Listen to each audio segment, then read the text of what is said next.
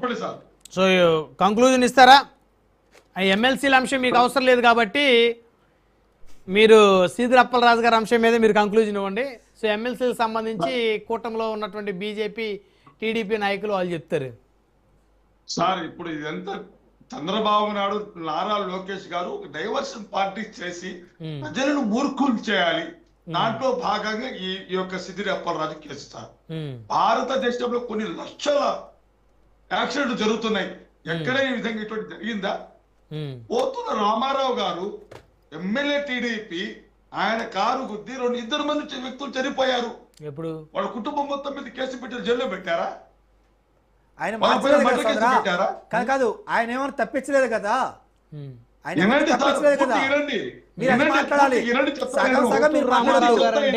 చీరాల ఆయన ఎమ్మెల్యే చేసి కూడా 20 సంవత్సరాలు లేనట్టుంది.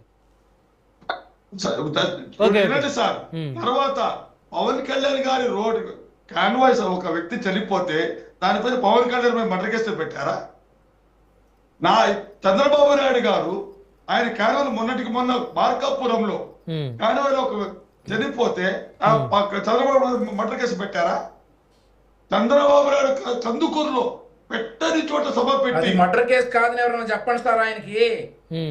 పెట్టని చోట ఇది కూడా మర్డర్ కేసు కాదు సార్. ఇది కూడా మర్డర్ కేసు కాదు. అన్ఫార్చునేట్ జరిగింది. అతను కుర్రవాడు పిల్లవాడు భయపడిపోయాడు. ఇంటికి పోయి ఏం చెప్పాడు?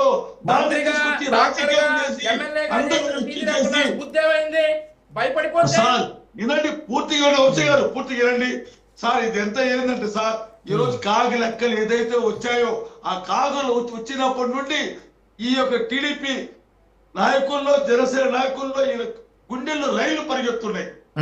వీళ్ళందరూ 22 లక్షల ఉద్యోగ పరిశ్రమలు వచ్చేసాయి. అయిపోయింది. 22 లక్షల పెట్టుబడులు వచ్చేసాయి.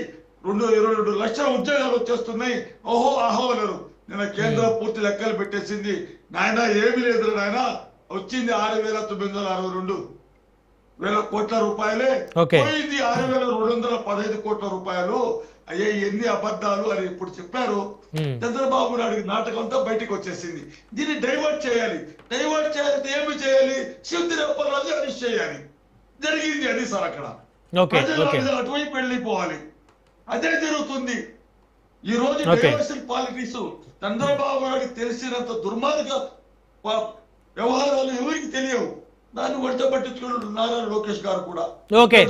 నేను అంటున్నారు నారా భువనేశ్వరి గారు సార్. ఒక అతను అడిగారు, అమ్మా మాకు తాగేదానికి నీళ్లు లేవు తల్లి అంటే, నీళ్లు అంత ముఖ్యమైన విషయం కాదు, నీళ్ల కంటే ఇంకా ముఖ్యమైన విషయాలు ఉన్నాయి అన్నారు. మిగిలిన కుటుంబం కూడా.